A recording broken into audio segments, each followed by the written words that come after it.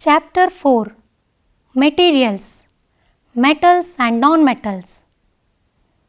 Hello students, welcome to today's topic Metals and Non-Metals. Take a look at things around you. Your school building, house you live in, cooking utensils in the kitchen, machineries in the factories, bridges, electric and electronic items of home appliances. All these items are made up of hard and shiny materials. These materials are strong and durable. On the other hand, you must have seen jewelry which are made up of gold, silver and platinum. These lustrous materials are less reactive towards air and water. These metals find a unique place in Indian culture, are expensive and play a prominent role in the Indian economy. You may be knowing that gold, silver and platinum as precious metals. Now tell me, what are metals? And how do you identify metals from non-metals? What do you think about diamond? Like gold, silver and platinum, diamond also shines and is very hard. Then, can we call it as a metal? No, diamond is a non-metal. Then what is our conclusion? All that glitters are not metals? If this is the fact, then what are non-metals?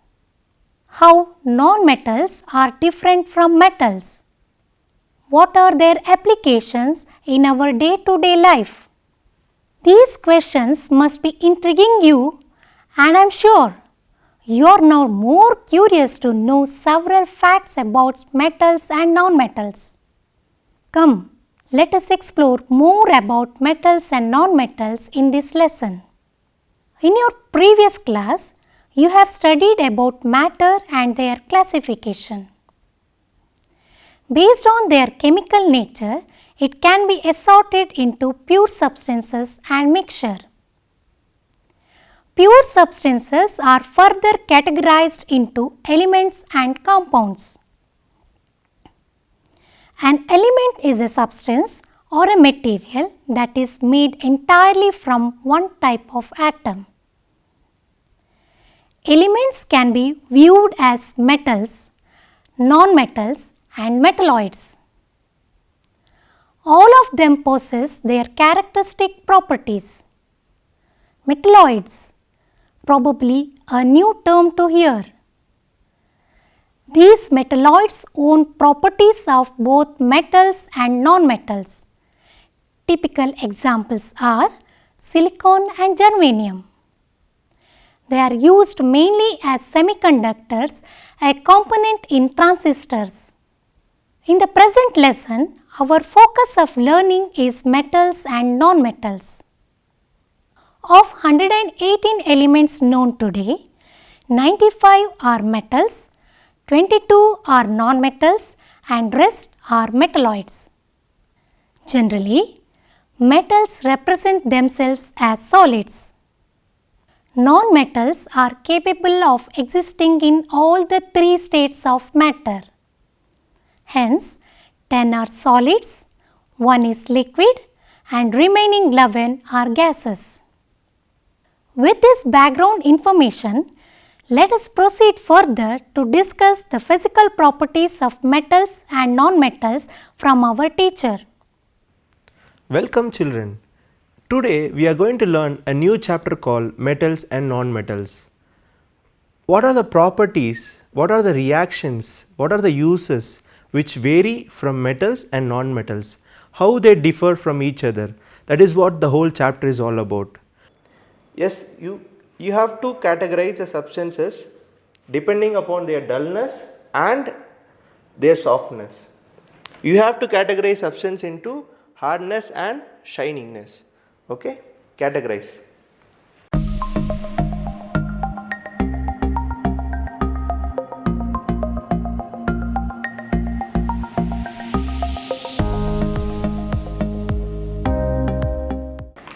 Yes, they have categorized into two different groups.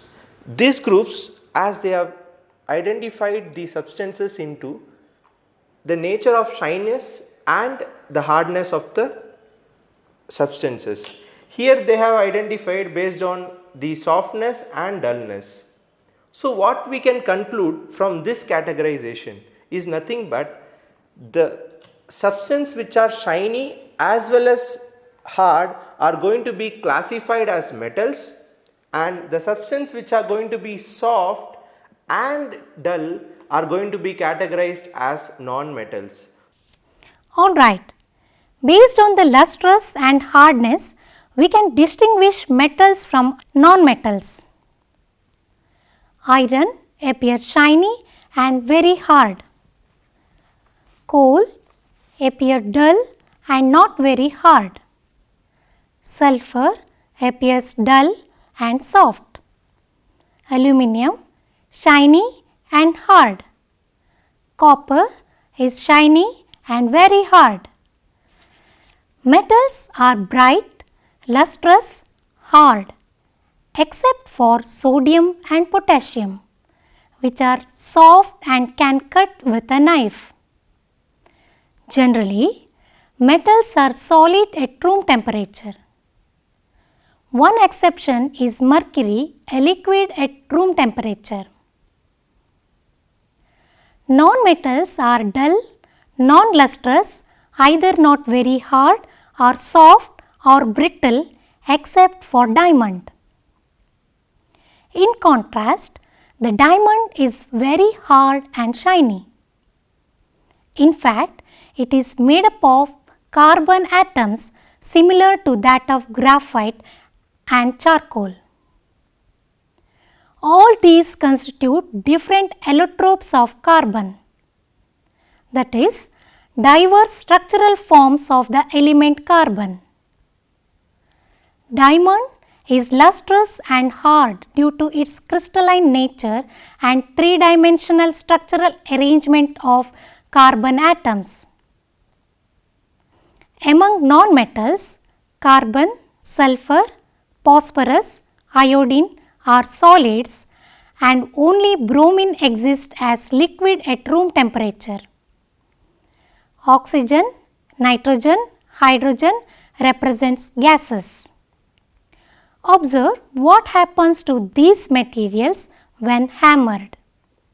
Now students, let us perform the second activity.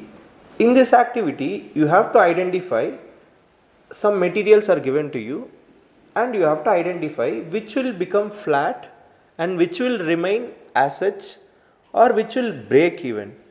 So these are the kind of classification you should make in these materials. Okay. Now if I hit this iron nail you have seen in your home, what will happen to this? See what has happened to this? It has flattened. Yeah, it has become flat. Okay. So based upon this observation, you have to classify this materials which is given here, and the flattening property of this material is known as malleability. Okay. So this is an exclusive property of a metal, and non-metal such as coal will not become flat, rather what it will become? Powder. See, it has become powder. Okay. So I will keep here, you classify into two and tell me which materials are malleable and which materials are non-malleable.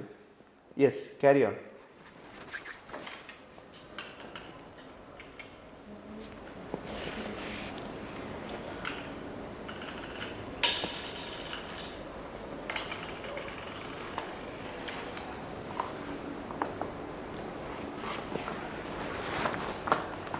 Iron nail flattens, coal piece breaks into pieces, aluminium wire flattens, copper flattens, pencil lead break into pieces. The property of metals by which they can be beaten into thin sheets is called malleability. Malleability is a characteristic property of the metals. Coal and pencil do not show this property. Hence, they exemplify non-metals. In the kitchen, while cooking, will you able to hold a metal pan or pot? No, because while cooking, metal pan or pot is hot. So, you use a cloth or a holder to grab that hot metal pot. You might have also noticed that some utensils will have plastic or wooden handles to prevent us from getting hurt. While heating, metals absorb heat and become hot. In contrast, wood and plastics are poor conductors. Let us perform an activity and find out how heat flows through a metal rod. Select an aluminium rod. Fix wax pieces with little distance apart and start heating at one end of the aluminium rod. Carefully observe the changes. Though only one portion of the rod is heated, wax adhered at different location of the aluminium rod melts and drops one by one. The wax very close to the heat source melt partially and detaches first, and that at the other end melts later. This observation reveals that heats flow from one end to another through the metal. From this experiment, we can conclude that metals are good conductors of heat. Let us do one more experiment and find whether electricity can pass through an object or not. Connect a battery and a bulb through an electric circuit and try to glow the bulb. Now, disconnect one end of the wire and complete the circuit through different objects and observe which one allow electricity to pass through and will enable the bulb to glow. Iron nail allow the bulb to glow. Magnesium ribbon allow the bulb to glow. Sulfur stick will not allow the bulb to glow. Coal piece will not allow the bulb to glow. Copper wire allow the bulb to glow. From this experiment, we observe that metals conduct electricity. In comparison, non-metals do not conduct electricity. Exception for this is graphite. Being a non-metal, conduct electricity due to its unique structural arrangement of carbon atoms. After watching these experiments, now we can make a statement that metals are good conductor of heat and electricity. Students, I have some materials with me. First, what is this? Metal wire. Yes, metal wire. Can you tell me what is this? Wire which is coated with plastic. Okay, good. Wire coated with plastic which is used in electrical appliances. Can you see this? What is this? Copper wire. Copper wire. Okay. This one? Coal. Coal piece. This one? Sulfur. Sulfur. So, if you see, these are into wire form. Okay, you have told it is a copper wire which is made up of copper metal, and this is an aluminum wire which is made up of aluminum metal. Even inside this there is a copper wire. So, but we cannot see this sulfur wire and the coal wire. It cannot be drawn into wires. Okay, this special property of making the metal into wire form, okay, making into thin wire form is known as ductility. This special property of metal is known as Ductility. ductility.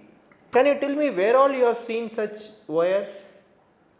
Electronic appliances. Yes, very good. Electronic appliances, Telephone wire. telephone wires, Musical instruments. musical instruments, Iron fencing. iron fencing. So these are the applications of this property of metal, and this property is called as Ductility. ductility. Have you understood this one? Yes, very good. The property of metal by which it can be drawn into a wire is called ductility. Do you know 1 gram of gold can be drawn into approximately 3 kilometer long wires? Look at the table which shows the melting points and boiling points of metals and non-metals. Metals generally have a high melting point when compared with that of non-metals.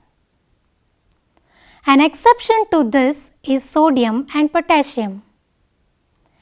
They are soft metals with low melting points. Similarly, diamond being a non-metal, which is an allotrope of carbon, possesses highest melting point.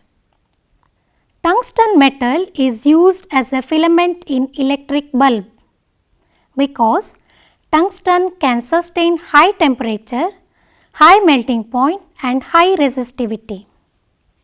Fuse wire need lower melting point. Hence, fuse wires are usually made up of alloys of tin and lead. We hear a unique sound while washing utensils or clinking piggy bank containing coins, or when a metal plate or coin is falling on the ground. Whereas coal will not produce any sound on falling. What is this physical property called? Students, here is an activity which is very familiar to you, which is just making sounds using these substances.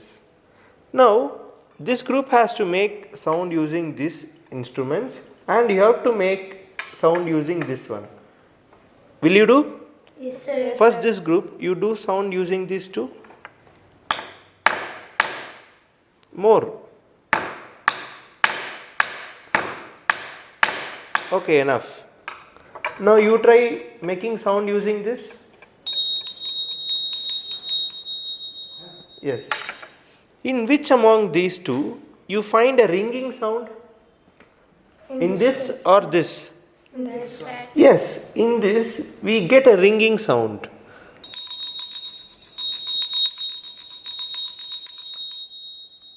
Why we get a ringing sound in this and not in this? Because the metal touches. Yes, it is made up of metal, and metals give ringing sound, and this property is called as, any guesses? Yes, this property is called as sonorous. Okay, and this is made up of silver metal. Where all you have observed such ringing sounds? Railway station.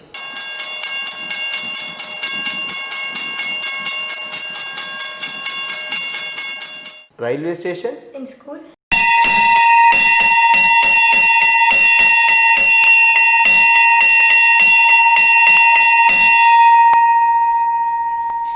In school? Temple and church.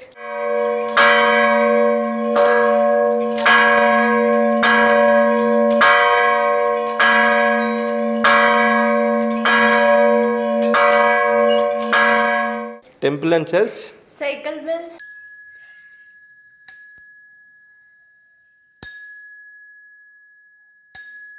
Cycle bells? Yes, you have seen in different places, and this special property of metal makes it so special, and it is very useful for our daily lives.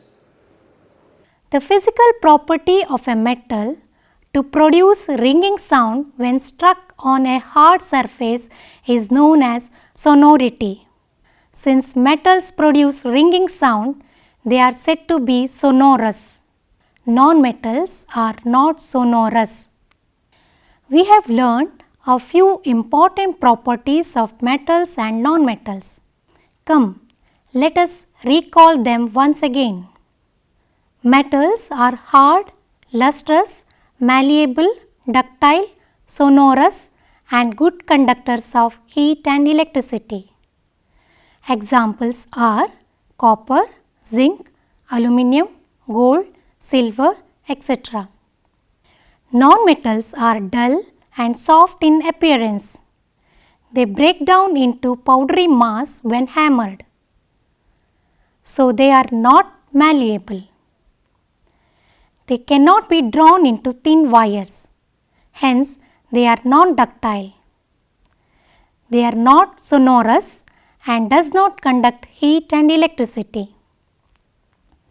Examples are sulfur, carbon, nitrogen, oxygen, phosphorus, etc.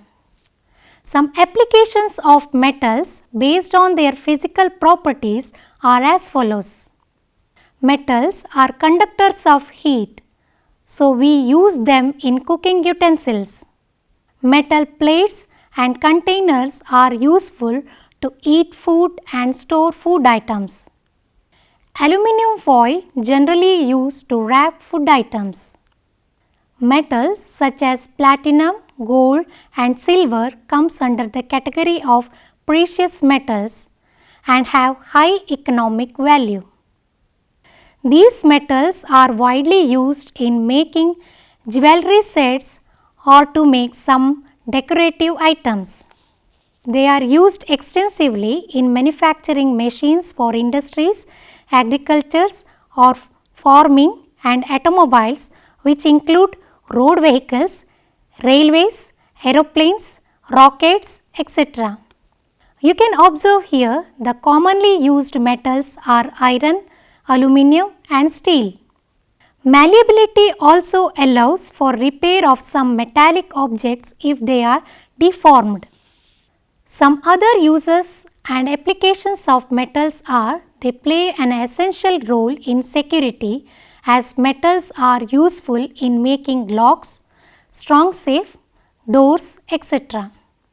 Apart from this, furnitures are made from metal these days. Metals also find uses in military where they are used to manufacture weapons and ammunition. Metals are good conductors of electricity and are therefore useful in electrical conducting wires and appliances. Some metals are used in galvanizing to protect them from rusting. Here are some questions for you to ponder about. List out all the metal items in your kitchen which are made because of the high malleability of metals. Which is the most malleable metal? Note down the various usage of metal wires around us. Why do electrical wire have plastic coverage? Plastic insulate the conductor used in the electrical system. It prevents accidental contact with other conductors of electricity. Safety of the user is another reason for the plastic coverage of electrical wires. Similarly, nowadays LPG gas pipelines designed for laboratories are made up of copper pipes and are covered with a PVC coating for a better life and also protect it from the chemical reactions. What is a chemical reaction? How do metals and non-metals react with each other? We will learn this and more in our next part of this lesson. Thank you.